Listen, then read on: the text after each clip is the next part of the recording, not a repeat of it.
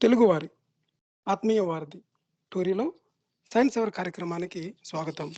ఈ కార్యక్రమాన్ని మీకు సైన్స్ ఫర్ సొసైటీ మరియు Babu Gogineni humanists and rationalist arena నుంచి మీకు సమర్పిస్తున్నది గోవింద్ ఫ్రమ్ కాలిఫోర్నియా. నమస్తే అండి. మనం ఈరోజు myth busting and taking questions, అంటే మీరు శ్రోతల నుంచి ఏమైనా ప్రశ్నలు ఉన్నట్లయితే మాకు ఈ సైన్స్ అవర్ షోకి కాల్ చేసి మీరు మీ ప్రశ్నలకి సమాధానాలు కానీ, లేకపోతే అంతకుముందు చేసిన ఎపిసోడ్స్లో ఏమైనా మీకు క్వశ్చన్స్ ఉంటే వాటిని మాతో పంచుకోవచ్చు, చర్చించుకోవచ్చండి. అదేవిధంగా ఎపిసోడ్లో మాకు అంతకుముందు మేము అప్లోడ్ చేసిన ఈ ప్రోగ్రామ్స్ నుంచి కొంతమంది శ్రోతలు కొన్ని ప్రశ్నలు అడిగారండి. ఆ ప్రశ్నలకు కూడా మనకి ఈరోజు ఎపిసోడ్లో మనం చర్చించుకోవడం జరుగుతుంది. ఇవి ఈరోజు మనకి మన గెస్టులుగా ప్రసాద్ ఇందుకూరి గారు కాలిఫోర్నియా నుంచి, అదేవిధంగా మనకి కెనడా నుంచి శరత్ సోమన గారు, ఇద్దరు. శరత్ గారు కొంతసేపులో జాయిన్ అవుతారండి. వెల్కమ్ టు ద షో అండి ప్రసాద్ గారు. థ్యాంక్ యూ గోవింద్ గారు. ఓకే అండి. ప్రసాద్ గారు, మనకి కొన్ని ప్రశ్నలు వచ్చినాయండి. ఈ ప్రశ్నల్ని మనం శరత్ గారు, ఒకటేమో ఫిజిక్స్కి సంబంధించిన ప్రశ్న ఒకటి, దాన్ని మనం శరత్ గారు జాయిన్ అయిన తర్వాత అడుగుతాను. ఈలోగా ముందు మీరేమన్నా కొన్ని యూట్యూబ్ నుంచి, అదేవిధంగా ఫేస్బుక్ నుంచి మనకి కొన్ని ప్రశ్నలు వచ్చినాయండి. ముఖ్యంగా ఏంటంటే మనకి శరత్ గారు జాయిన్ అయ్యారా? హలో అండి. హలో శరత్ గారు. Yeah, thank you for joining. Sharath గారు, ఈరోజు షోలోని మనం కొన్ని ప్రశ్నలు, మనకి అంతకుముందు మనం అప్లోడ్ చేసిన కొన్ని సైన్స్ ఎపిసోడ్స్ మీద కొన్ని ప్రశ్నలు వచ్చినాయి మనకి. ఆ ప్రశ్నలు తీసుకుంటాం. తర్వాత మనకి మన శ్రోతలు అడిగిన కొన్ని ప్రశ్నలని మీరు, ప్రసాద్ గారు, మన ముగ్గురం కలిసి డిస్కస్ చేద్దాం. అందులో మొట్టమొదటిసారిగా మనకు వచ్చిన ప్రశ్న ఏంటంటేనండి, హబుల్ టెలిస్కోప్ గురించి. Hello sir, why Hubble constant keep on changing? How to validate Hubble constant, whether it is correct or not? అంటే హబుల్ కాన్స్టెంట్ అనేది అస్తమానం మారిపోతూ ఉంటుంది. ఇది అసలు ఈ కాన్స్టెంట్ని అసలు అది కరెక్టా కాదా అన్నది మనం ఎలా వెరిఫై చేస్తాం? దాని వ్యాలిడేషన్ ఏమన్నా ఉందా?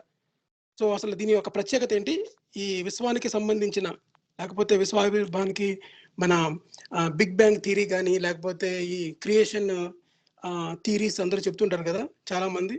అదేవిధంగా విశ్వం మొత్తం అంతటికీ కూడా ఈ ఈ కాన్స్టెంట్స్ అన్ని, ఈ వ్యాలిడేషన్స్ ఏవైతే ఉన్నాయో, ఎక్కువగా విలియం లేన్ క్రాగ్ ఇటువంటి ఆర్గ్యుమెంట్స్ యూజ్ చేస్తూ ఉంటాడు అనమాట. అంటే ఏమాత్రం కొంత చేంజ్ అయినా సరే యూనివర్స్ క్రియేట్ ఉండేది కాదు. ఇప్పుడున్న ఈ విశ్వం అంతా, ఈ స్టార్స్ కానీ, ఎర్త్ కానీ అలా ఉండేది కాదు. అంటే ఎవరో ఒక ఇంటెలిజెంట్ ఏజెంట్ ఈ ఈ కాన్స్టెంట్స్ని, ఈ నంబర్స్ అన్నిటిని ఉంచింది అన్నది ఈ థియిస్టులు ఎక్కువగా ఆర్గ్యూ చేస్తూ ఉంటారు అనమాట. సో ఈ విధంగా అసలు హబుల్ కాన్స్టెంట్ ఏంటి, ఆ ప్రశ్నకి ఆన్సర్ చెప్పండి ముందు మీరు, తర్వాత మనం మిగతా ప్రశ్నలోకి వెళ్దాం. తప్పకుండా అండి. మొదటి అంశం ఏంటంటే, ఈ హబుల్ కాన్స్టెంట్ అనేది ఇది కాస్మాలజీలో ఒక పారామీటర్ అనమాట. అంటే విశ్వావిర్భావ శాస్త్రంలో ఒక పారామీటర్ ఇది. ఇప్పుడు మనకి మామూలుగా మ్యాటర్ ఆఫ్ ఫ్యాక్ట్ ఏంటంటే, మనకి తెలిసిన విషయం, విశ్వం అనేది వ్యాకోచిస్తుంది, యూనివర్స్ ఈజ్ ఎక్స్పాండింగ్. అంటే ప్రాక్టికల్ గా దాని అబ్జర్వేషనల్ మీనింగ్ ఏంటంటే గెలాక్సీస్ ఒకదానికొకటి దూరంగా జరుగుతున్నాయి అనమాట. దీన్నే గెలాక్సీస్ ఆర్ రిసీడింగ్ అంటారు అనమాట. దీన్నే అబ్జర్వేషనల్ కాస్మాలజీలో.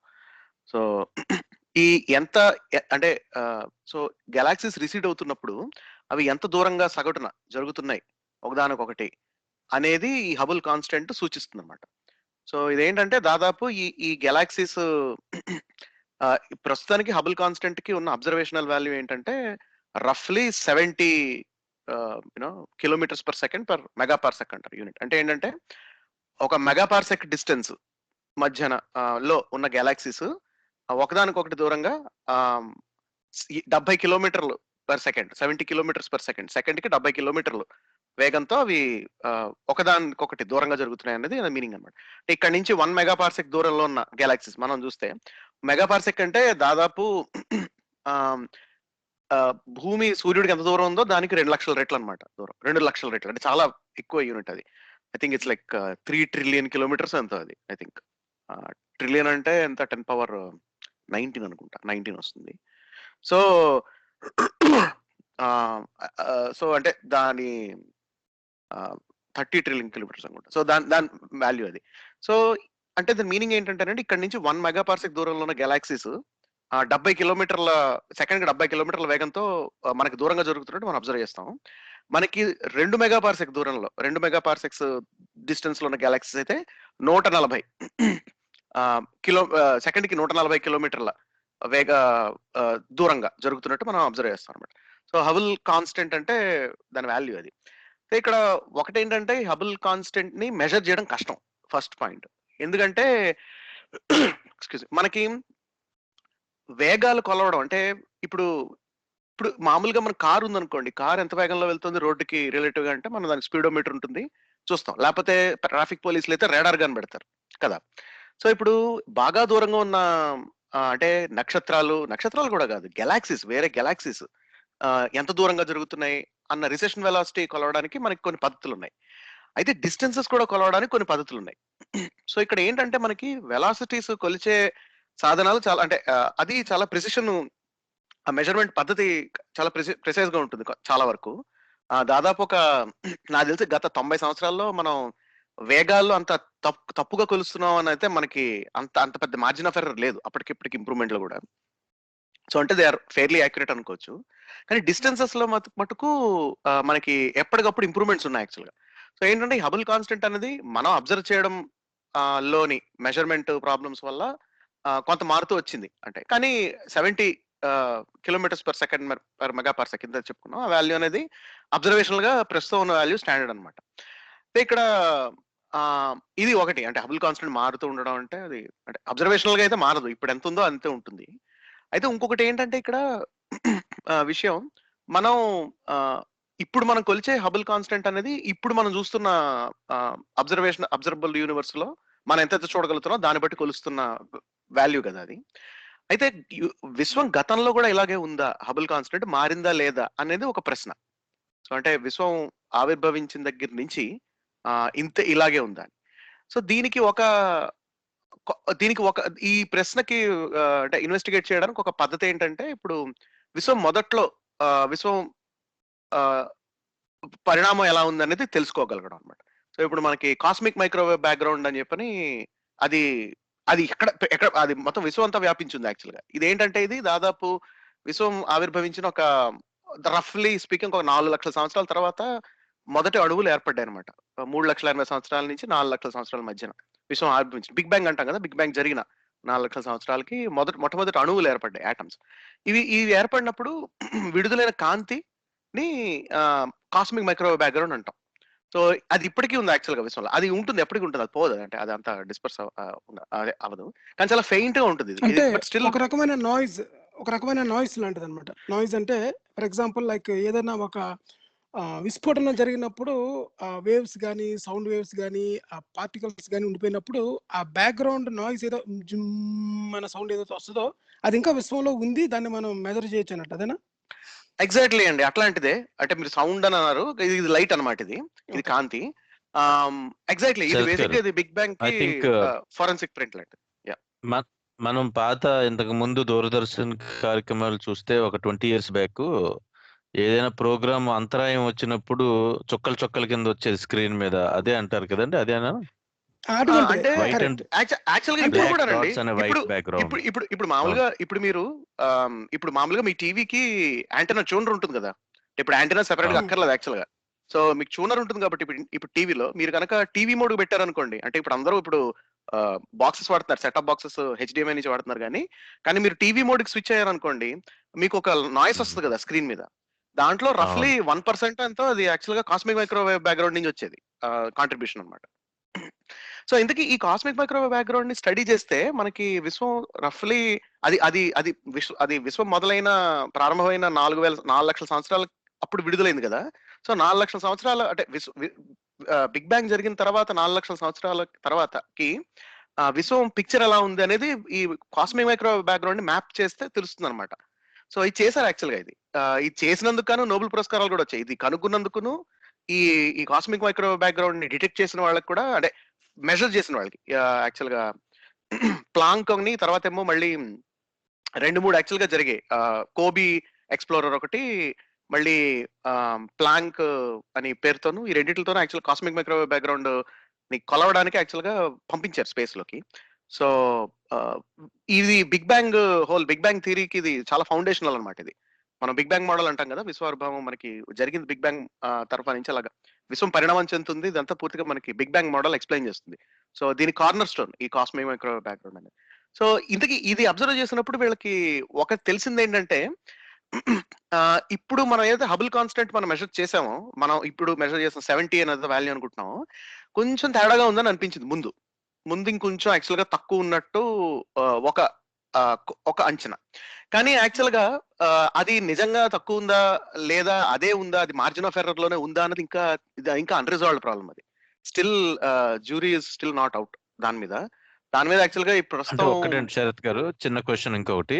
మనకి ఈ హబుల్ కాన్స్టెంట్ అన్న దాన్ని చాలా సింపుల్‌గా తెలుగులో చెప్పుకోవాలంటే ఏమని చెప్పుకోవచ్చు అంటే, what does that number denote? ఆ 70 అన్నది దేన్ని డినోట్ చేస్తుంది? మన విశ్వం యొక్క ఎక్స్‌పాన్షన్ రేట్‌నా?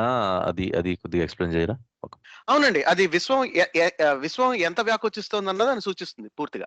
సో, ఇప్పుడు ఇందాక దాని వాల్యూ 70 అనుకున్నాం గదా!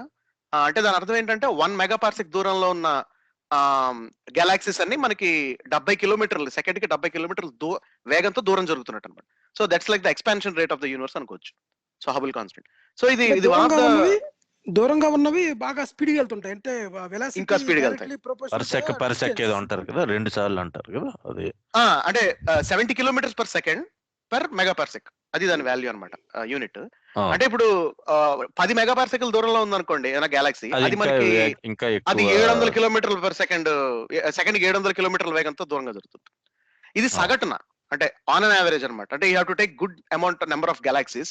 కొన్ని గెలాక్సీస్ యాక్చువల్‌గా దగ్గరకు వస్తూ ఉండొచ్చు కూడా. అంటే ఫర్ వేరియస్ రీజన్స్. అంటే లోకల్ గ్రావిటేషన్ వల్ల రావచ్చు. కానీ మీరు ఓవరాల్‌గా చూసినప్పుడైతే మీకు దొరికే మీకు వచ్చే వాల్యూ ఇదన్నమాట. సో, ఓవరాల్‌గా లార్జ్ స్కేల్స్‌లో యాక్చువల్‌గా యూనివర్స్ ఎక్స్‌పాండ్ అవుతూ ఉంటుంది.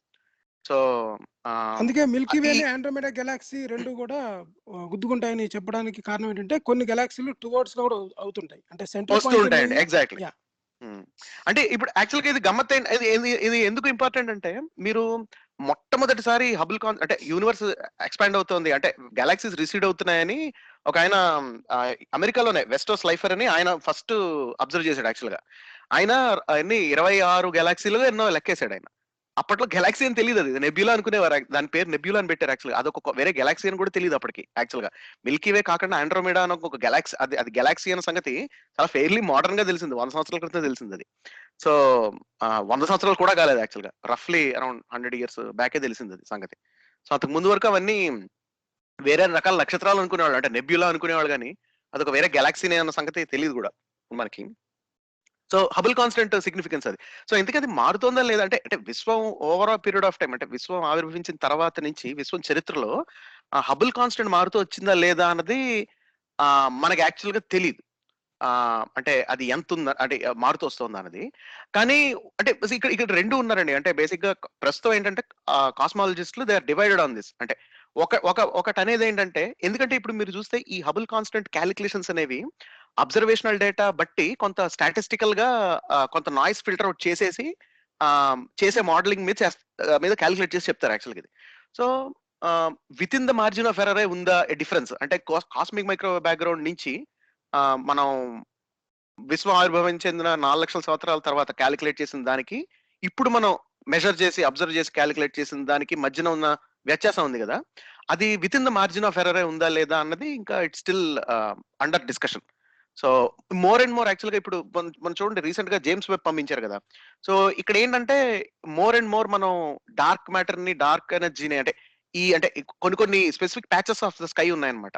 Of the universe. అంటే కొన్ని ప్యాచెస్ ఉన్నాయి. అక్కడ చాలా గెలాక్సీస్ అన్నది కొంచెం అది those are like interesting areas of study. అక్కడ డార్క్ ఎనర్జీ వాల్యూస్‌ని మెజర్ చేయడానికి ఇట్లాంటి వాటిలకన్నమాట. సో, ఆ మెజర్‌మెంట్స్ రిఫైన్ అవుతున్న కొద్దీ మనకి దీని గురించి ఇన్ఫర్మేషన్ ఇంకా బాగా తెలుస్తుంది. So, that is still in okay. Progress. But ప్రస్తుతానికైతే కాన్స్టెంట్‌గా ఉందని అనుకోవచ్చు మనం. అంటే there is no sure. Problem in thinking. Thank you అండి. యాహ్! చాలా ఇది మనకి ఒక శ్రోత అడిగిన ప్రశ్న అండి. అది యూట్యూబ్‌లోనే. అంటే దీనికి వన్ లైన్ ఆన్సర్ ఇవ్వడం కుదరదు గనుక నెక్స్ట్ ఎపిసోడ్లో చెప్తామని చెప్పాను. థ్యాంక్ యూ అండి శరత్ గారు. మనకి ఇంకో ప్రశ్న వచ్చిందండి. అదేంటంటే మీరు అలాగే యూనివర్స్ అన్నారు కనుక, ఇప్పుడు యూనివర్స్ మొత్తం అంతా వ్యాపించి ఉంటుంది, అంతా ఉంటున్నారు కదా. ఈ అంతా అనే కాన్సెప్ట్లోని కొంతమంది ఇప్పుడు మనకు వచ్చిన ప్రశ్న ఏంటంటే, ఈ ఫేస్బుక్స్లోని లేకపోతే ఈ టీవీ ఛానల్స్లోని వాటిలోని ఎక్కువగా ఉదరగొట్టే విషయాలు ఏంటంటే, ఏదైనా ఒక యూనివర్సల్ ఎనర్జీ అనేది ఏదైనా ఒకటి ఉందా?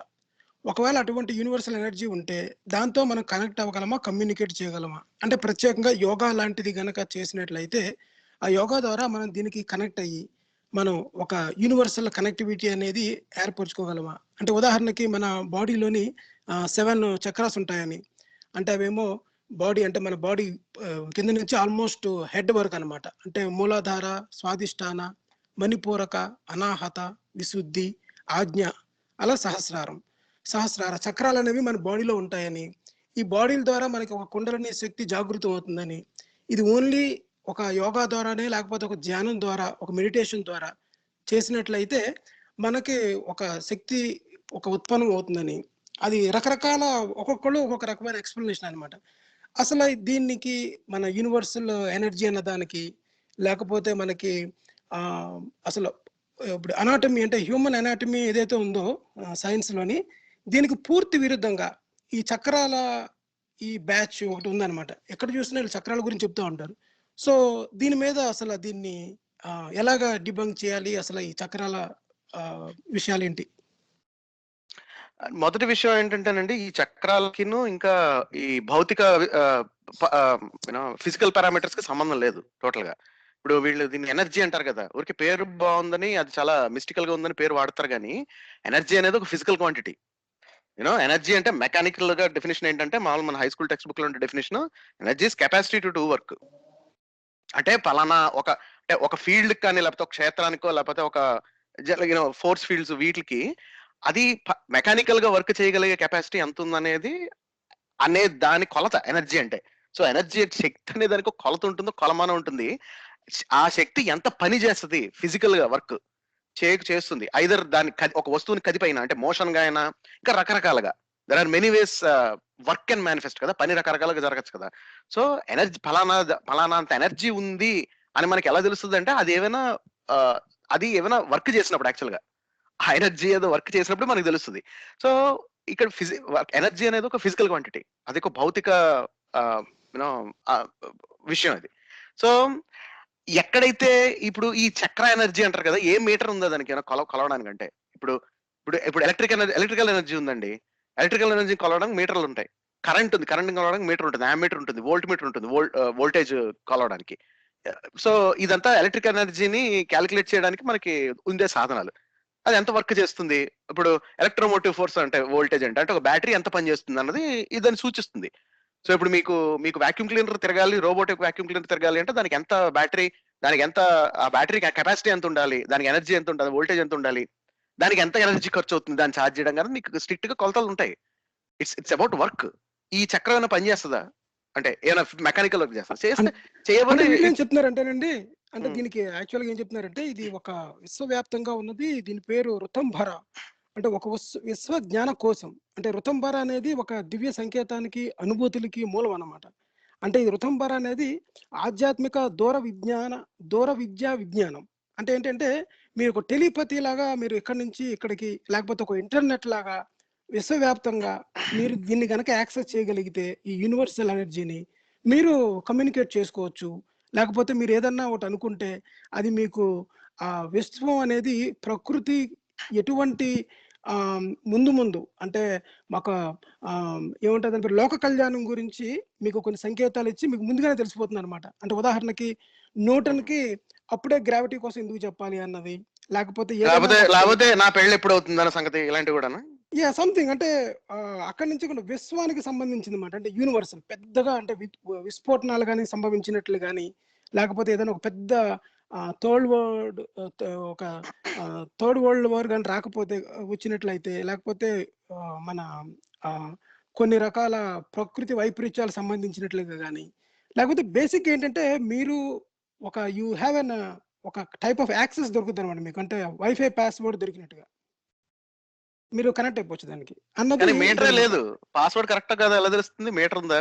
వైఫై సిగ్నల్ స్ట్రెంత్ కొలిచినట్టు. ఇది అంటే అంటే అంటే ఎక్కువగా అంటే మహర్షులు, ఆబ్వియస్లీ అంటే దేవతలు, ఇది ఏంటంటేనండి దేవతలు అంటే అంటే ముగ్గురున్నారండి. దేవతలు, మహర్షులు, సాధకులు, మానవులు, జంతువులు, ఇంకా జీవరాశులు, నిర్జీవరాశులు, చైతన్యం అంతా ఇమిడి ఉంటుంది కనుక ఈ చైతన్యానికి ఒక దివ్య శక్తి, ఈ దివ్య శక్తి జాలమే ఈ ఋతంబర అనేది. సో ఇంతకు ముందు అంటే మీరు హబుల్ కాన్స్టెంట్ అన్నారు కదా, హబుల్ కాన్స్టెంట్ అన్నారు, లేకపోతే విశ్వం అంతా అన్నారు, కాస్మిక్ మైక్రోవేవ్ బ్యాక్గ్రౌండ్ అన్నారు. మీరు చాలా పెద్ద పెద్ద సైంటిఫిక్ పదాలు ఉపయోగించారు. కానీ ఋతంబర అనే పదం మీకు ఎందుకు తెలియలేదు? ఋతంబరకి డెఫినేషన్ ఉందా? నేను వాడిన మాటలన్నిటికి డెఫినేషన్లు ఉన్నాయి. ఓకే. సరే అయితే మరి ఈ కుండలిని శక్తికిను ఇప్పుడు ముందు నేను చెప్పిన ఈ మూలాధార నుంచి సహస్రానికి అసలు బాడీలోంచి ఆ కనెక్షన్ ఏంటసల? ఇవన్నీ ఎక్కువ మంది బాగా వదలగొట్టేస్తున్నారండి. యూట్యూబుల్లో గానీ, ఫేస్‌బుక్‌లో గానీ, వాట్సాప్‌లో గానీ ఇదే అనమాట.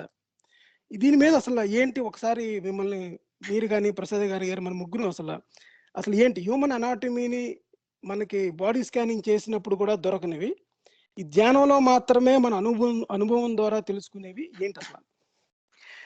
ఇది ఏంటంటేనంటే అంటే ఈ క్యూరియాసిటీ ఉంటది అంటే నా ఉద్దేశంలో ఏదో సైకలాజికల్‌గా ఏంటంటే ఇక్కడంతాను ఏదైనా చాలా సంక్లిష్టమైన విషయం మనకు కనబడుతుందనుకోండి. అంటే ఓ మనిషి ఉన్నాడు. మనిషి అనేది చాలా సంక్లిష్టమైన ఆహ్, ఆహ్, ఎంటిటీ.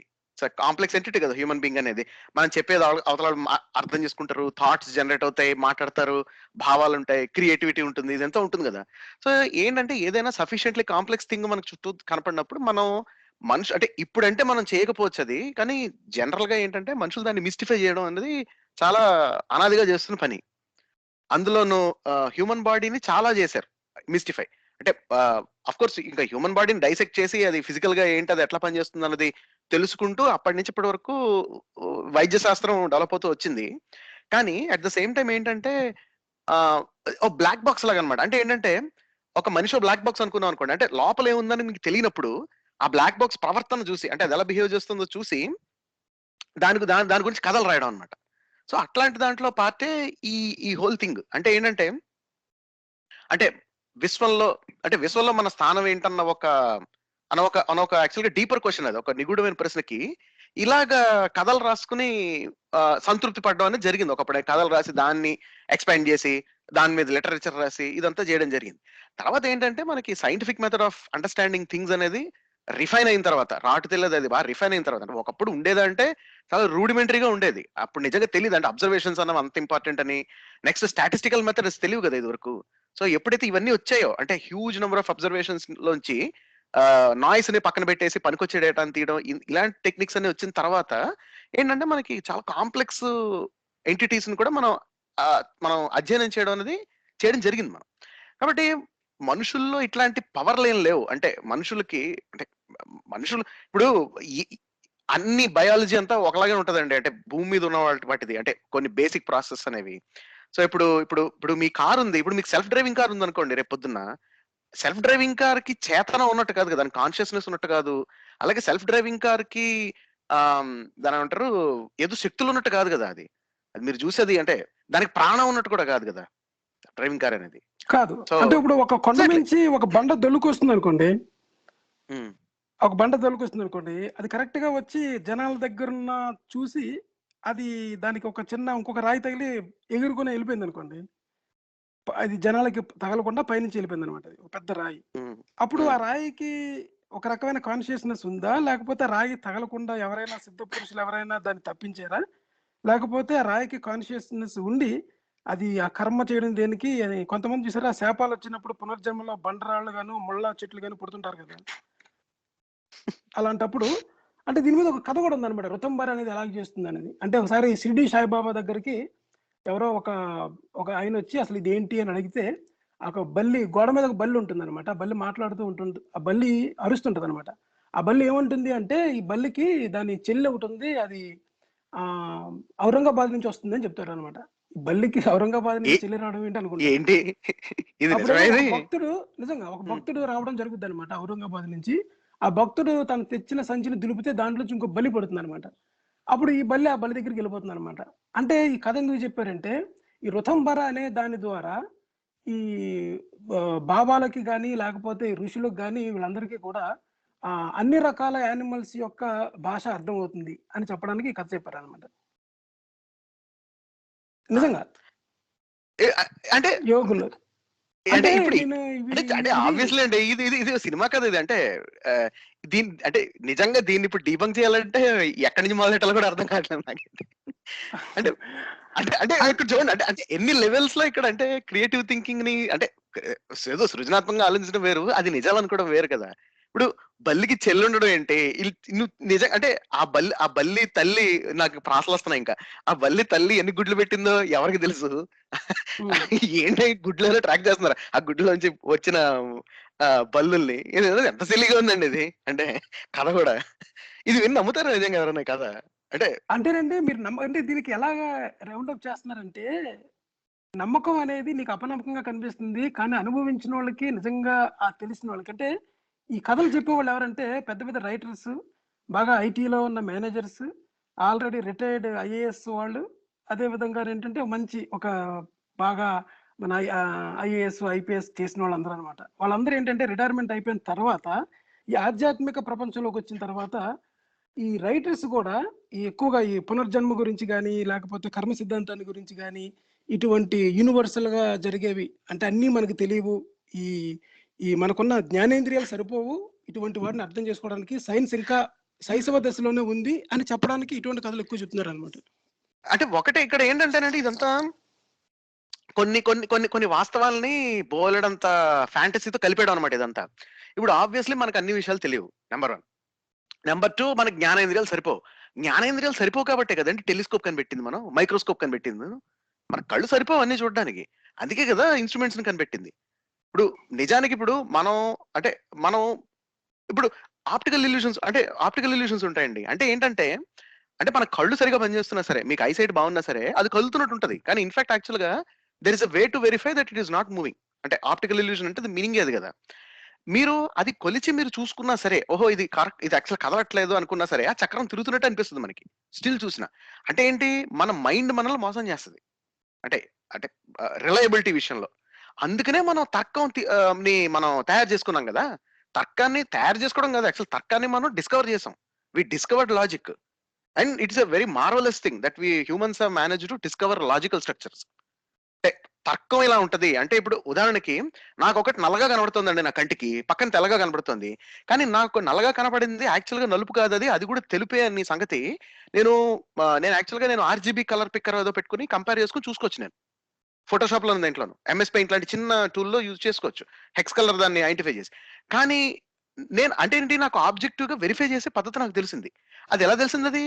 అది మెడిటేషన్ చేస్తేనో లేకపోతే కళ్ళు మూసేసుకుని నా మైండ్ ఏం చెప్తే వెళ్ళిపోతే కాదు కదా తెలిసింది. లాజికల్ స్ట్రక్చర్, లాజిక్ ని అర్థం చేసుకుని ఓహో కలర్ కోడింగ్ మనం తయారు చేసుకున్న తర్వాత ఇది ఇలా ఉంటుందని మనం ఆబ్జెక్టివ్ గా వెరిఫై చేసుకున్న తర్వాత తెలిసింది.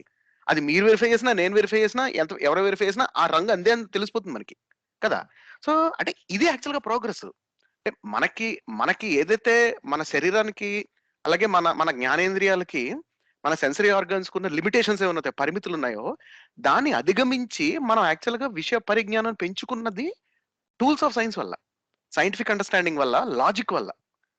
అంతేకాని లాజిక్ లేకుండా ఇర్రాషనాలిటీ వల్ల కాదు. ఆ ఇర్రాషనాలిటీ అంటే కళ్ళు మూసేసుకుని అంటే మనకు అనిపించిన ఆలోచనలు కరెక్ట్ అనేసుకోవడమో, లేకపోతే మనకేదో అవుట్ ఆఫ్ కన్ఫర్మేషన్ బయాసో, లేకపోతే ఏదో అంటే మనం ఏదో విపరీతంగా ప్రైమింగ్ అయిపోయి మన మత విశ్వాసాల వల్ల అదే పాయింట్ ఆఫ్ వ్యూలో మనం ప్రపంచం చూసి ఇది నిజం అనేసుకోవడం వల్ల అది ఎవరైనా మోసం చేసుకున్నట్టు కదా.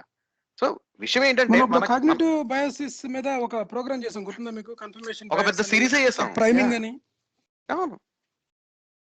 అవునండి, అబ్సల్యూట్లీ. అంటే ఇప్పుడు ఖచ్చితంగా దేర్ ఇస్ నో డౌట్ అండి. ఏంటంటే మన సెన్సరీ ఆర్గన్స్ అనేవి లిమిటెడే, కానీ మన సెన్సరీ ఆర్గన్స్ చాలా పనులు చేయగలుగుతాయి.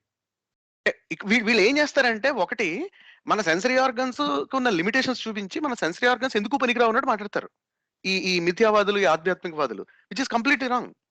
అంటే మొన్న ఒక ప్రోగ్రామ్ లోని అతను అడిగిన ప్రశ్నకి, అంటే మీరు ఎన్ని చెప్పండి, ఎన్ని చేయండి, ఈ నమ్మే వాళ్ళు ఎప్పటికీ నమ్మరండి, ఈ హేతువాదులు కానీ, నాస్తికులు కానీ, స్కెప్టిసిజం కానీ, వీళ్ళెవరో నమ్మరండి, వీళ్ళు ఎప్పుడును వాళ్ళకి ఎంత చెప్పినా అనవసరం అని, as if they know everything and నమ్మని వాళ్ళకి తెలియదు అన్నట్టుగా.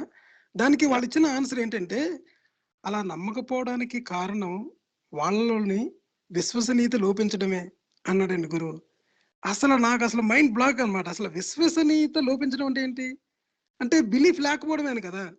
అంటే ఎందుకు వాళ్ళు బిలీవ్ చేయరు అంటే దాని ఆన్సరు బిలీవ్ చేయరు వాళ్ళు అని కదండి. చెప్తారంతే. భూమి బలపరుపుగా లేదు అనే వాళ్ళకి విశ్వసనీయత లేకపోవడం సమస్య, లేకపోతే ఫ్యాక్ట్ తెలియడం వాళ్ళకి? అంటే తెలియడం వల్ల భూమి బలపరుపుగా లేదంటారు.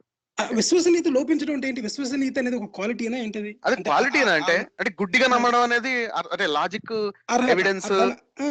అంటే దానికి రివర్స్ లో లాజిక్ ఉంటాయి. గాని దానికి రివర్స్‌లో ఉండి చెప్పగలను నమ్మేయడం అనేది ఒక క్వాలిఫికేషన్ లాగా. అంటే ఎదురు ప్రశ్నించకపోవడము అన్నది ఒక యాహ్! క్వాలిఫికేషన్ లాగా. విశ్వసనీయత అనేది ఒకానొక సాత్విక గుణం కింద.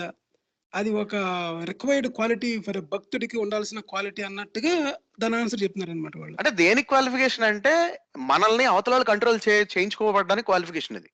అంతకన్నా ఏం కాదు. మన హ్మ్. ఆలోచన మనం ఆలోచించుకోకపోవడం అనేది ఇప్పుడు కాదండి. ఇప్పుడు అతనెవరు నో రీనే డెకార్టే అన్నాడండి. I think therefore I am అని చెప్పని. అవును. అలాగే ఇప్పుడు ఇంకా ఇండియన్ ఫిలాసఫీలో కూడా చాలా ఉన్నాయి. ఒకరు ఆలోచన చేసుకోవడం అన్నదే మనిషికి, ఒక మానవుడికున్న లక్షణం అని చెప్పని సిగ్నిఫికెంట్‌గా చెప్తారుగా. యుక్తాయుక్త విచక్షణ అనేది మనుషులకి ప్రాథమికంగా ఉండవలసిన లక్షణం అని చెప్పని. అంటే ఇప్పుడు అంటే తర్కాన్ని, కుతర్కాన్ని, వాస్తవాన్ని, అబద్ధాన్ని మనం తేడా ఉండి కెపాసిటీ మనకి. అంటే మనుషులకి ఇన్నెట్‌గా ఉంది ఆ కెపాసిటీ. అంటే ఇన్నెట్‌గా ఉందంటే దాని అర్థం మనం ఆలోచించిన ప్రతి ఆలోచన కరెక్ట్ గాని కాదు. కానీ దాన్ని హోన్ చేసుకోవచ్చు. దాన్ని నర్చర్ చేసుకోవచ్చు ఆ ఆలోచన ధోరణిని. ఇప్పుడు వెన్ వి కమ్ ఫ్రమ్ అంటే మనకి ఒకటి చూసినప్పుడు అది కరెక్టా కాదా, అంటే వాలిడ్ అవునా కాదా అని ఏదైతే మనకి వెరీ ఫస్ట్ అనిపిస్తదో, ఒక ఫీలింగ్ అనిపిస్తదో, అది చాలా సార్లు తప్పయ్యే అవకాశం ఉండొచ్చు. అందుకనే కానీ అట్ ద సేమ్ టైమ్ మన మెదడు వాడి మనం మనకు మనకు కాల్ యాడ్ అయిందండి. ఆ కాల్ తీసుకున్న తర్వాత మనం చేద్దాం. హలో! హలో! ఎవరండి? హలో అండి, నా పేరు నరేష్ అండి. నరేష్ చెప్పండి. Topic sir?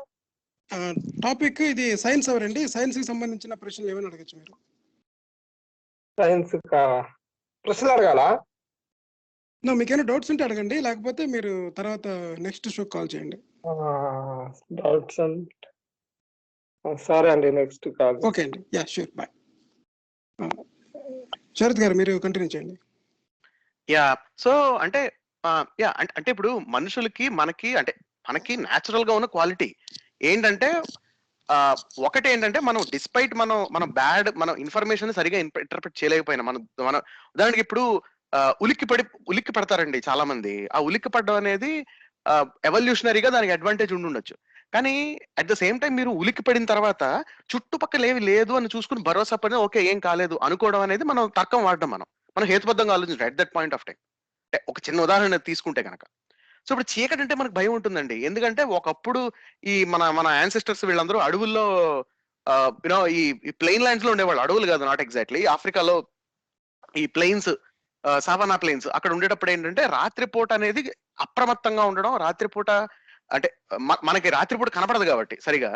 సో చీకట్లో సంచారం చేసే జంతువులు ఉంటాయి కదా, వాటి గురించి అప్రమత్తంగా ఉండడం కోసం అని చెప్పి ఉండడం. ఇలాంటి వాటి వల్ల మనకి చీకటి అంటే భయం అనేది, ఫియర్ అనేది ఒక ఎవల్యూషనరీగా డెవలప్ అయిన ట్రైట్. ఇప్పుడు మీరు చీకటి అంటే మీకు భయం ఉంది కాబట్టి చీకట్లో దయ్యాలు ఉంటాయని అనుకున్నారనుకోండి, అది అది ఎలా అవుతుంది అంటే ప్రెటీ మచ్ ఏంటంటే మనకేదో అంటే మనకి ఉన్న లోపాన్ని, మనకి సహజగతంగా వచ్చిన లోపాన్ని మనం దాన్ని నర్చర్ చేసినట్టు అవుతుంది. కానీ అట్ ద సేమ్ టైం మనం ఏంటంటే రాత్రిపూట ఏమి ఉండదు అన్న ఒక ఆబ్జెక్టివ్ సెన్స్ ఆఫ్ రేషనాలిటీ అనేది డెవలప్ చేసుకుంటే అది మనకున్న తర్కాన్ని మనం నర్చర్ చేసినట్టు అవుతుంది. సో రెండో చేయాలి మనం. మన జ్ఞానం పెరగాలన్నా, లేకపోతే మనం మనం మనం మనం మెరుగ్గా నిర్ణయాలు తీసుకోవాలన్నా జీవితంలో మనం యాక్చువల్‌గా ఇన్‌ఫాక్ట్ టు లార్జ్ ఎక్స్‌టెంట్ సక్సెస్‌ఫుల్‌గా ఉండాలన్నా లైఫ్ జీవితంలో. సో లాజికల్‌గా ఆలోచిస్తేనే ఇవన్నీ జరుగుతాయి. అంతేకాని ఆహ్, కథలు ఊహించుకుని అవి నిజాలనేసుకుని కథలు వినడానికి బావుంటాయి. ఇప్పుడు 'స్టార్ వార్స్‌లో' ఉంటదండి, ఫోర్స్ అని చెప్పని ఒకటి. May the force be with you అని అంటుంటారు. ఆ ఫోర్స్ వాడి యూనో కనీసం అందులో ఫోర్స్‌కి ఏదో ఫిజికల్ వర్క్ అన్నా ఉంటది. అది వాడి యాక్చువల్‌గా ఫైటింగ్‌లో వాడతారు దాన్ని. దాన్ని వాడి వస్తువులు లేపుతూ ఉంటారు 'స్టార్ వార్స్‌లో' కనీసం. ఈ చక్ర ఎనర్జీయో వాటెవర్, ఈ కాస్మిక్ ఎనర్జీకి అది కూడా లేదు ఆఖరికి. అది కూడా లేదు. ఇది పూర్తిగా ఫ్యాంటసీ ఐడియా ఇది. సో ఇప్పుడు ఇది దీని మీద అంటే ఒకటి ఉందండి. క్రియా యోగా అని రకరకాల యోగాస్ కొంతమంది దీని మీదే ఎక్కువగా కాన్సంట్రేషన్ చేసి చూసారా, యోగాలో రకరకాల ఫ్లేవర్స్ ఉంటాయి కదా! అంటే చాలా రకాల flavours. Each one is one unique business అన్నమాట ఇది. అయితే దీని మీద అంటే ఆలోచన అనేది యోగా అనేది లేకపోతే మనకు ఒక రకమైన స్వాంతనని ఇస్తుంది దిగులుగా ఉన్నప్పుడు. ఇది ఒక రకమైన మానసికంగా మనకి కావాల్సిన ఒక మెడిసిన్ అన్నమాట. అంటే మీరు ఏదన్నా విషాదంలో ఉన్నప్పుడు అది. అంటే ఇప్పుడు ఆ పాయింట్ ఆఫ్ వ్యూలో ఎక్కువ మంది ఏం చేస్తున్నారంటే మిస్టిసిజాన్ని యాడ్ చేసి మల్టిపుల్ డైమెన్షన్స్ ఉంటాయి లైఫ్‌లోని. నువ్వు గనక దాంట్లోకి ఎంటర్ అవుతే నీకు 10 ఇయర్స్ వరకు నీ లైఫ్‌లో ఏం జరగబోతుందో నేను చెప్పగలుగుతాను అని ఇటువంటివన్నీ అన్నమాట. అంటే బాగా మిస్టిసిజాన్ని యాడ్ చేసి చెప్తుంటే ఎవరికి కూడా దీని మీద అవును ఇలా ఎలా జరుగుతుంది? ఇది ఒకవేళ ఫిలాసఫీయా? లేకపోతే ఇదొక సైకాలజీలో ఒక సబ్జెక్టా? పారాసైకాలజీయా? ఏంటి అన్న విషయాన్ని మానేసి అదండి ఇప్పుడు భవిష్యత్తు ఎలా ఉంటుందో తెలుసుకోవడంలో ఈ ఈ మెడిటేషన్ పవర్ అదే ఈ ఎనర్జీ పవర్ కి జ్యోతిషానికి పోటీ పెడితే ఎవరు గెలుస్తారంటారు ఈ రెండిట్లో? ఈ రెండిట్లో జ్యోతిష్యం కలుస్తది. ఎందుకు?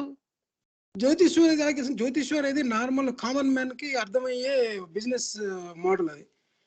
ఉమ్. ఇదేమో ఎడ్యుకేటెడ్ పీపుల్, ఇంటెలెక్చువల్ పీపుల్, బాగా చదువుకున్న వాళ్ళు. ఎందుకంటే దీంట్లో టెర్మినాలజీ ఎక్కువ ఉంది.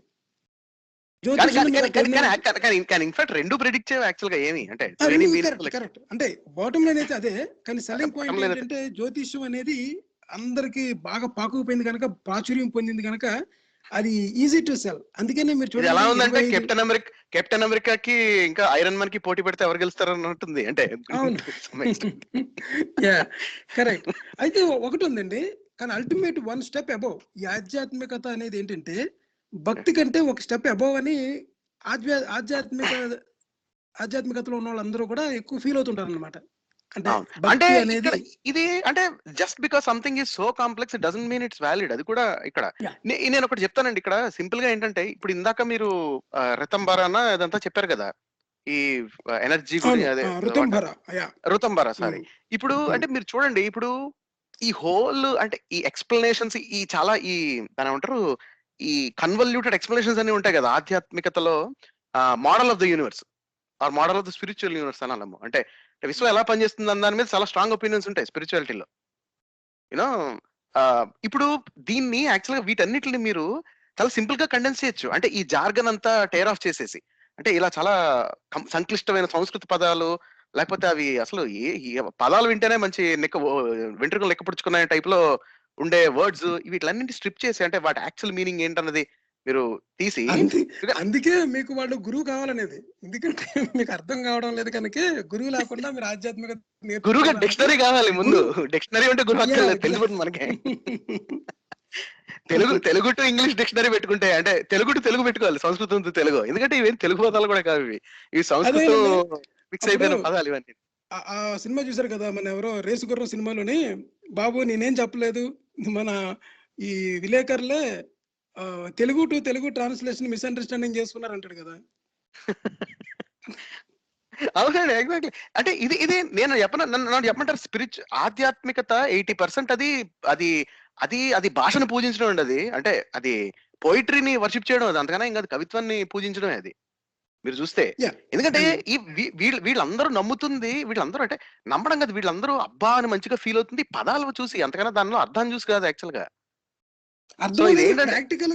ప్రాక్టికల్ గా వచ్చే లోపలికి బేసిక్ గా ఏంటంటే అండి, ఓల్డ్ ఏజ్ క్వశ్చన్ ఉంటుంది చూసారా, నిన్ను నువ్వు తెలుసుకో, తర్వాత ఏమో నువ్వు ఈ లోకం అంటే ఏంటి తెలుసుకో, ఈ మహావాక్యాలు. అల్టిమేట్లీ ఇదంతా ఏంటంటేనండి అద్వైత సిద్ధాంతం అనేది అల్టిమేట్ ఆన్సర్ అన్నట్టుగా ఈ ఆధ్యాత్మికతలోని దాంట్లోనే చాలా మల్టిపుల్ డివిజన్స్ ఉన్నాయి.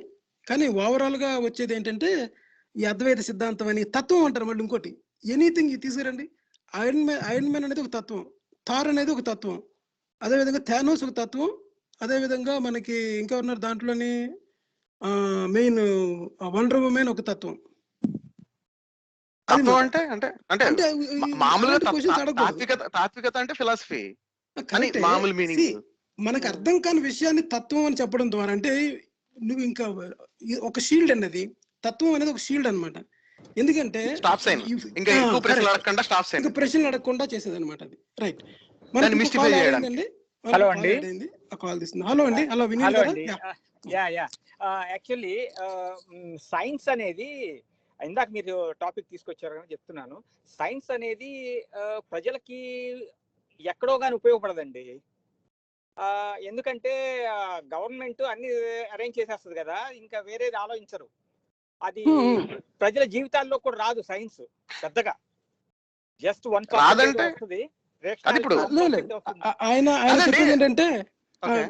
మీరు మీరు అర్థమయ్యేలా చెప్పండి. అంటే మీరు అది ప్రస్తుతానికి ఉన్న సమాజం గురించి మీరు సెటరికల్ గా చెప్తున్నారా, లేకపోతే సైన్స్ రియల్ గానే ఇంకొక వైపు చెప్తున్నా, నుంచి రావాలని చెప్తున్నారా? రియల్ గానే చెప్తున్నాను. అంటే కామన్ పీపుల్ కి సైన్స్ పెద్దగా అవసరం లేదు. రేషనాలిటీ ఉంటుంది, జస్ట్ 1% 2% రేషనాలిటీ ఉంటుంది. అంటే ఎవడన్నా నిజం చెప్తున్నాడా అబద్ధం చెప్తున్నాడా అని దాన్ని తేల్చుకోవడానికి కొద్దిగా ఏదో కృషి చేస్తారు. ఇంకా రెస్ట్ ఆఫ్ ద లైఫ్ వాళ్ళు అబద్ధాల్లోనే ఉంటారు. ఇప్పుడు ఉదాహరణకి ఒక రాజకీయ నాయకుడు ఉన్నాడు అనుకోండి, మీకు అది ఇచ్చేస్తానంటాడు, వాడు ఇస్తాడా ఇవ్వగలడా లేదా ఏంటి, ఇదేమి క్వశ్చనింగ్ ఏమి ఉండదు. నాకు అర్థం కాలేదు. మీరు అనేది ఏంటంటే రేషనల్ గా క్వశ్చనింగ్ చేయడం is a separate issue. Science అనేది అవసరమా కాదా అన్నది కాదు కదండి. మీరు ఇక్కడ నుంచి ఆఫీస్కి వెళ్తున్నారు అనుకోండి, కార్ వేసుకెళ్తారు అనుకోండి, ఆ కారు అనేది దే బేసిస్ మీద పనిచేస్తుంది, సైన్స్ బేస్ మీద పనిచేస్తుంది. ఆ విషయం మీకు తెలియాల్సిన అవసరం లేదు.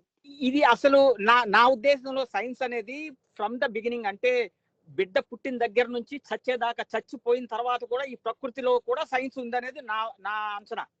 సైన్స్ అనేది everywhere from the beginning to end.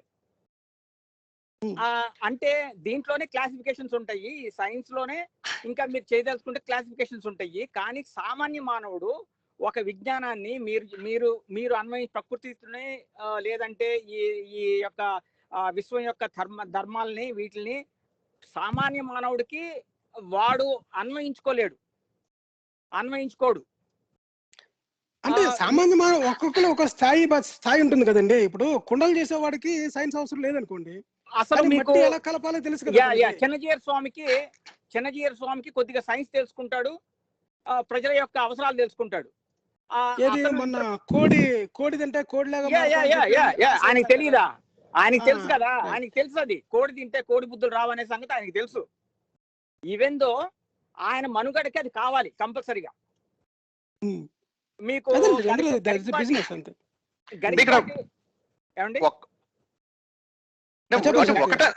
ఒకటండి, అంటే ఇప్పుడు ఒకటేంటంటే ఇప్పుడు ఈ రోజున ఎవరైతే ఇప్పుడు ఈ యాంటీ సైన్స్ ప్రాపగండా చేస్తున్నారో వీళ్ళంతా చాలా పాపులర్ గా అయిన వీళ్ళందరూ యూట్యూబ్ లో పాపులర్ అయ్యారు. You know, internet, computers, information technology, computer science, ఇవన్నీ ఈ బేసిస్ మీద తయారైన టెక్నాలజీ, యూనో, సైంటిఫిక్ ఐడియాస్ నుంచి టెక్నాలజీ వాడుకుని అయ్యారు వీళ్ళందరూ.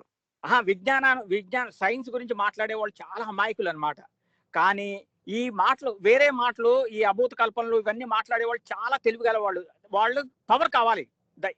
ఎట్లయినా సరే హుక్ ఆర్ క్రూక్, వాళ్ళకి పవర్ కావాలి. కనుక ఎలాంటి అబద్ధాలన్నా వాళ్ళు దాంట్లో సంతృప్తి పొందుతారు, దాంట్లో హ్యాపీనెస్ పొందుతారు. అందుకనే వాళ్ళు ప్రతిదాన్ని సమర్థించటం, లేదు అంటే మీరు తప్పు అని అనటం, లేకపోతే ఇది దైవాంశ సంభూతం అనటం, లేకపోతే ఇది దేవుడు ఇచ్చిందే అని అనటం, దాంట్లో చాలా తృప్తి ఉంటుంది వాళ్ళకి. అంటే వాళ్ళు తెలివైన వాళ్ళు కాదండి, ఆ ఎదురుగా ఉన్న వాళ్ళు అమాయకులు, మూర్ఖులు అనమాట. ఇప్పుడు మీకు కస్టమర్స్ పిచ్చి వాళ్ళు అనుకోండి, మీరు ఇప్పుడు నేను నెట్ఫ్లిక్స్ స్టార్ట్ చేస్తానండి, దాంట్లో సినిమాలు ఏమి ఉండవు అన్నమాట. ఓన్లీ మీకు అన్ని ఆధ్యాత్మికత బొమ్మలే ఉంటాయి, రకరకాలన్నీ. ఇక నాకు ఎక్కువ కస్టమర్స్ దానికి వస్తున్నారు అనుకోండి, నెట్ఫ్లిక్స్ కూడా ఏం చేస్తుంటే నాలాంటి మోడల్ మొదలు పెడుతుంది. కస్టమర్స్ ఇంపార్టెంట్, ఎండ్ ప్రాఫిట్ వచ్చేది కొంతమందికి. అది బిజినెస్ మోడల్ లో కస్టమర్స్ ఇంపార్టెంట్. ఇంకో విషయం అండి, మనకి టైం అయింది, ఇంకొక కాల్ యాడ్ అయింది, ఆ కాల్ తీసుకుంటాను నేను. ఇంకో ఎవరండి కాల్ యాడ్ అయింది? ఇంకోటి అయ్యా, మనకి ఇంకో కాల్ యాడ్ అయిందండి. యా షూర్, మీరు శరత్ గారు మీరు కంటిన్యూ చేయండి.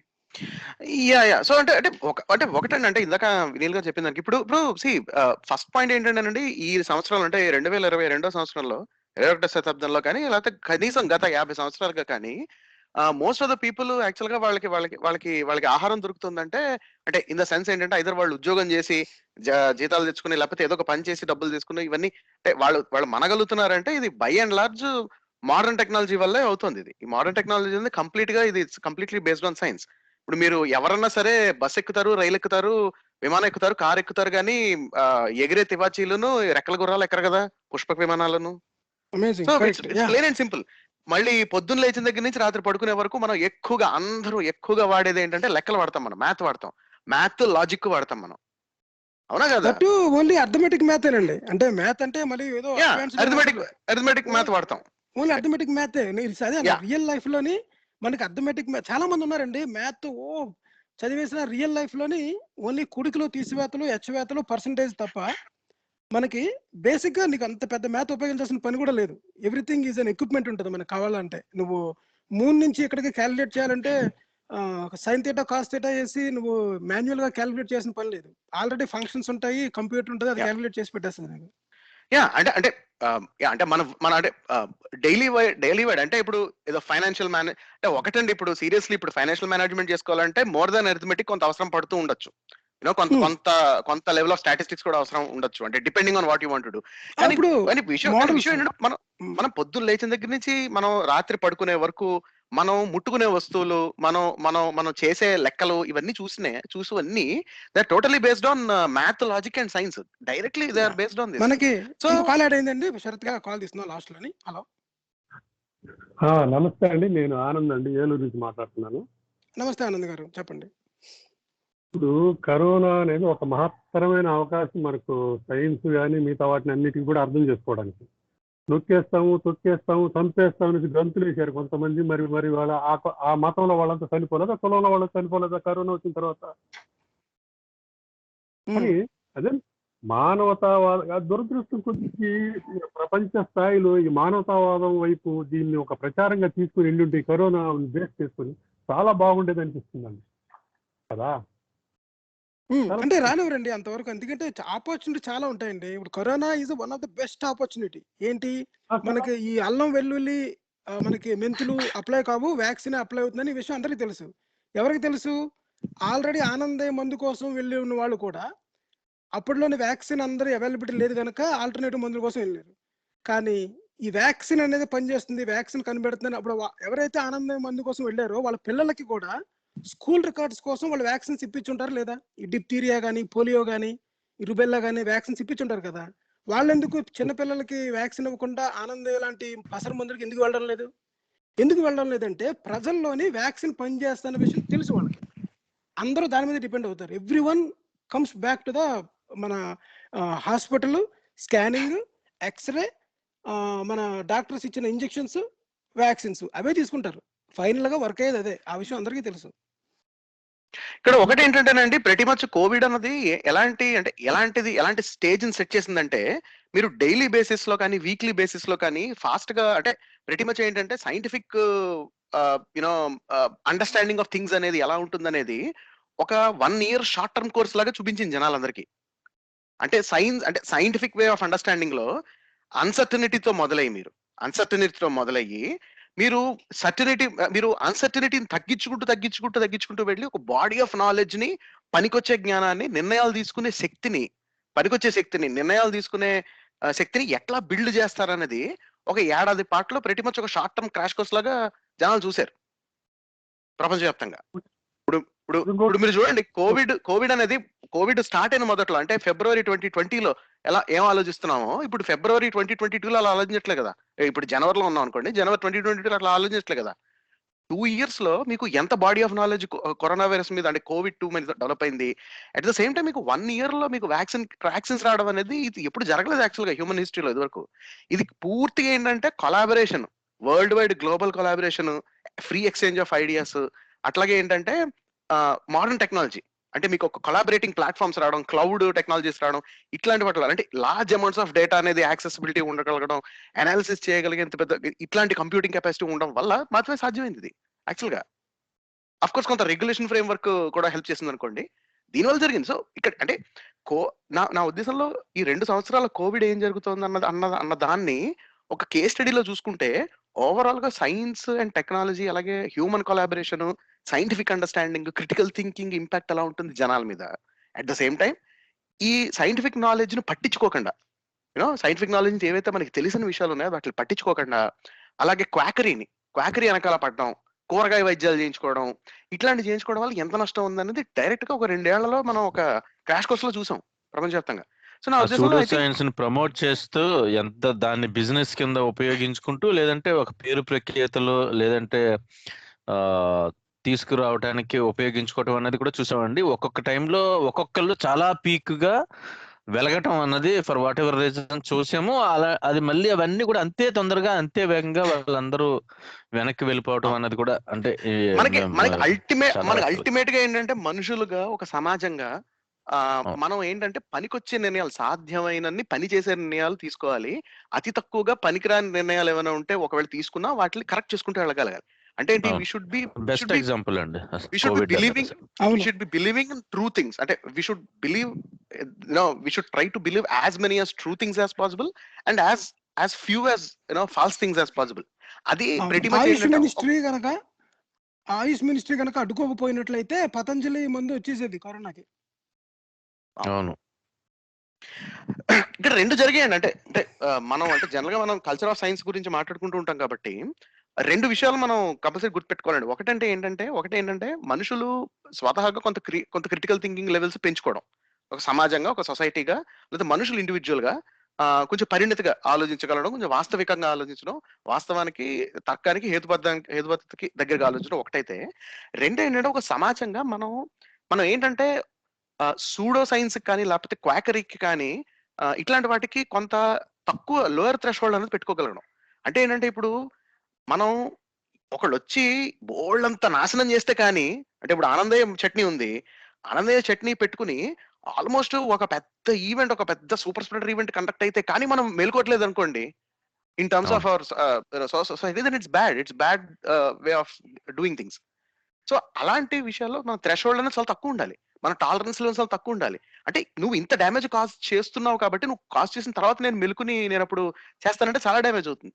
సో మనం ఏంటంటే కోవిడ్ టైంలో అంటే పడుతూ లేస్తూనే నిజానికి అంటే బట్ కొన్ని సందర్భాల్లో చాలా అంటే మనం ఒక రెగ్యులేటరీ అథారిటీస్ కానీ, లేకపోతే లా ఎన్ఫోర్స్మెంట్ అథారిటీస్ కానీ, లేకపోతే ప్రత్యేకంగా డిపార్ట్మెంట్స్ ఆఫ్ హెల్త్ కానీ, ఇట్లాంటివి ఏం చేశారంటే కొన్ని సందర్భాల్లో కొంత మేరకు టైంకి యాక్ట్ చేయడం అనేది జరిగింది. చాలా సందర్భాల్లో డ్యామేజ్ చాలా జరిగింది అనుకోండి చిన్న ఈవెంట్స్ లో. And those have become very important also.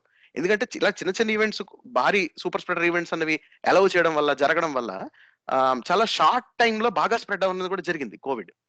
So అంటే ఏంటంటే ఇది అంటే ఒక కల్చర్ ఆఫ్ సైన్స్ గురించి మనం మాట్లాడుకునేటప్పుడు ఈ రెండు ఇంపార్టెంటే. మనం ఏంటంటే మానవవాదులుగా, అలాగే సైన్స్ ప్రచారకులుగా, సైన్స్ పాపులరైజర్స్ గా కానీ, లేకపోతే స్కెప్టిక్స్ గా కానీ, లేకపోతే హ్యూమనిస్ట్ గా కానీ, మనం ఏంటంటే ఒకటి జనాల క్రిటికల్ థింకింగ్ లెవెల్స్ అనేవి ఇండివిజువల్ లెవెల్లో పెంచడం అనేది ముఖ్యం. అంటే పెంచేలా హెల్ప్ చేయడం అనేది ముఖ్యం.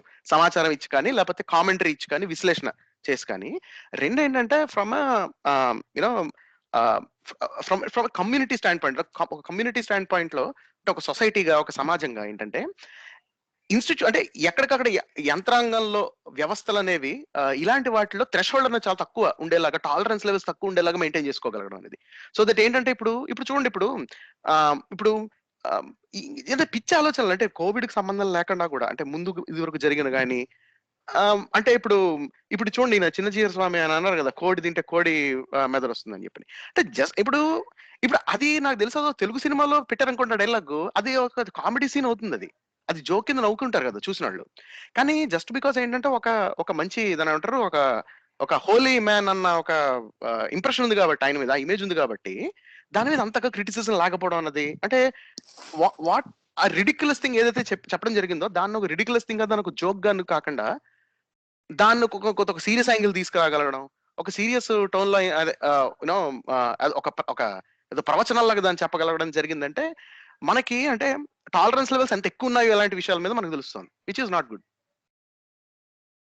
అవునండి. ఇప్పుడు ఎక్కువగా మీరు చూసారంటే ఇటువంటివి ప్రసంగాలు, ఈ ప్రవచనాల్లోనే ఇవన్నీ కామెడీగా ఉంటాయి ఫైనల్‌గా. అదే మీరు స్పిరిచువల్ డిస్కోర్సెస్ గనుక తీసుకున్నట్లయితే మీకు అది ఒక స్టాండప్ కామెడీ లాగా ఉంటది. ఎందుకంటే ఎక్కువ అదేంటంటే women- నెమలి కన్నీరుతో పుడుతుందండి, ఎంత రిడిక్యులస్ గా ఉందండి Correct. అది హైకోర్టు జడ్జి ఆయన కూడా చెప్పిన తర్వాత చాలా మంది ట్విట్టర్ లో వీడియోలు పెట్టారు, పీకాక్స్ మేటింగ్ అని చెప్పని యూట్యూబ్ లో కొడితే వస్తాయి. Look it how ridiculous it is. And అది పెద్ద స్టేచర్ ఉన్న వాళ్ళు చెప్పారు. ఆయన అయితే ఎవరు మన ప్రవచనాలు చెప్తారు ఒక ఆయన అయితే టీవీలో చెప్పాడు అన్నమాట. గరికపాటి నరసింహరావు గరికపాటి గారు అది అదొకటినే. ఇంకా మరకతం అని విషాన్ని హరిస్తుంది, అలాంటివి చెప్పారండి. అంటే నేను అనుకోవడం కూడా, అంటే ఇంతకు ముందు నేను ఐ థింక్ 7-8 years బ్యాక్ అయితే ఎవ్రీ డే ఖచ్చితంగా మా శ్రీ ఆంధ్ర మహాభారతం మీద వచ్చేది. ఆయన సెన్స్ ఆఫ్ హ్యూమర్ కి, ఆయన లిటరరీ దీనికి I was a fan and I use to regularly watch అనమాట. But at the same time, అంటే ఇది ఒక ఎగ్జాంపుల్ గా చెప్తున్నా, ఏదైనా కానీ కూడా మనకి ఒక లిరిసిస్ట్ కానీ, ఒక యాక్టర్ కానీ, ఒక ప్రవచనకర్త అయినా, ఇంకొకళ్ళైనా వాళ్ళు వ్యక్తిగతంగా ఎలా బ్రతికినా, ఎంత విలువలతో ఉన్నా కానీ, ఎవరైనా సైంటిస్ట్ అయినా ఎవరైనా కానీ కూడా వాళ్ళు చెప్పింది ప్రతిదీ కూడా గ్రాంటెడ్ గా తీసుకోవాల్సిన అవసరం లేదు. మనం క్వశ్చన్ చేయకుండా ఆ వ్యక్తి మీద ఉన్న అభిమానం వేరు, అతనికి విషయ పరిజ్ఞానం ఒక దాంట్లో ఉంటే ఒక దాంట్లో ఉండకపోవచ్చు అన్న స్పృహ కూడా పెట్టుకుని మనం అవసరమైనప్పుడు మంచిగా చెప్పినప్పుడు ఎప్పుడైనా పొగట్టమో షేర్ చేసుకోవటమో చేసినప్పుడు చేసేదే. వాళ్ళు చెప్పేది కరెక్ట్ కాదు, వాళ్ళు ఎండోర్స్ చేస్తుంటారు ఒక్కొక్కసారి. సూపర్ స్టార్ అన్న వాళ్ళే సో క్రాకరీని అలాంటి వాటిని విమర్శించడం కూడా మంచి కరెక్ట్. ఇది వరకు స్కూళ్ళలోనే ఒకే టీచర్ తెలుగు లెక్చరర్ ఉన్నాడు అనుకోండి, తెలుగు లెక్చరర్ ఒకవేళ ఆ రోజున బయాలజీ లెక్చరర్ రాలేదని చెప్పేసి సైన్స్ క్లాస్కి వెళ్ళిపోయి బయాలజీ చెప్పేశాడు అనుకోండి తెలుగు టీచర్. అది ప్రైమరీ స్కూల్లో కుదురుతుంది, ఒకే టీచర్ ఉండి చెప్పగలరు. కాదంటే అది కూడా కరెక్టే చెప్తారు కదా వాళ్ళు ఏం చెప్తారు, గుండ్రంగా ఉందని చెప్తారు, తర్వాత ఏమో జీవుల వర్గీకరణ ఎలా ఉందో చెప్తారు. అంటే కరెక్ట్ గానే చెప్పాలి ఈవెన్ క్లాస్. అంతేగాని భూమి బలపరుపుగా ఉందన్న ఇంప్లికేషన్ లో ఉన్న ఒక అద్భుతమైన పద్యాన్ని వినిపించి పోయిటరీ చూసారు ఎంత అందంగా ఉందని చెప్పారు కదా. తెలుగు క్లాస్ లో చెప్పేది బయాలజీలో చెప్పితే అది చాలా దారుణం. ఎందుకంటే తెలుగు లిటరేచర్ ని మనం ఎంతవరకు అడ్మైర్ చేయొచ్చు అంటే దాని లిటరరీ వాల్యూ దానికి ఇచ్చి ఎక్కడ ఉంచాలో అక్కడ అక్కడ ఉంచాలి. అది అసత్యమైనప్పుడు దాంట్లో ఉన్న బ్యూటీని మనం ఇప్పుడు కూడా చాలా విషయాల్ని మ్యూజియం లో పెట్టడానికి అర్హమైన ఉంటవి కానీ మన ఇంట్లో పెట్టుకోకూడదు. మీకు అర్థమైతే కన్ఫ్యూజ్ అవ్వకూడదు బేసిక్ గా.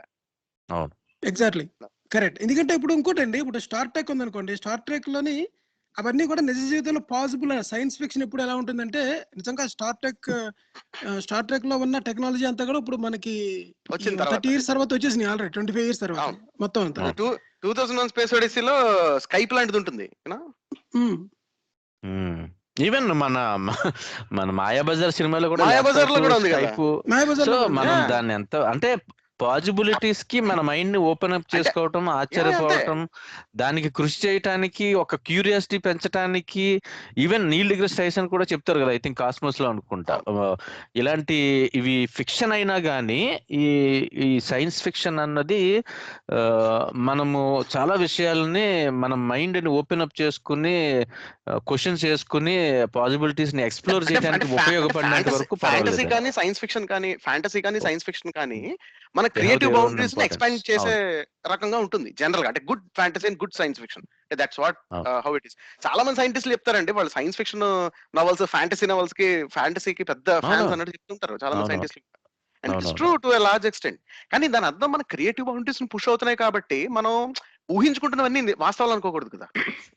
అదే ఇప్పుడు మనం ఇంటర్స్టెల్లార్ ట్రావెల్ గురించి డిస్కస్ చేసుకున్నామంటే ఆ మూవీలో వరకు దాని గురించి విషయము, దాని పాసిబిలిటీస్, లేదంటే అది చూసినంతసేపు ఎంజాయ్ చేయడానికి ఓకే, కానీ ఫ్యూచర్ జనరేషన్స్ కి చూసేవా ఇదిగో మేము అప్పుడే ఇంటర్స్టెల్లార్ ట్రావెల్ గురించి డిస్కస్ చేసాం కాబట్టి అప్పుడే చేసేసాము అని చెప్పడానికి ట్రై చేయడం అన్నది మాత్రం మనల్ని మనం మోసం చేసుకోవటం. మనకి టైం అయిపోయిందండి, సైన్ ఆఫ్ వచ్చింది. థ్యాంక్ యూ అండి ప్రసాద్ గారు, శరత్ గారు.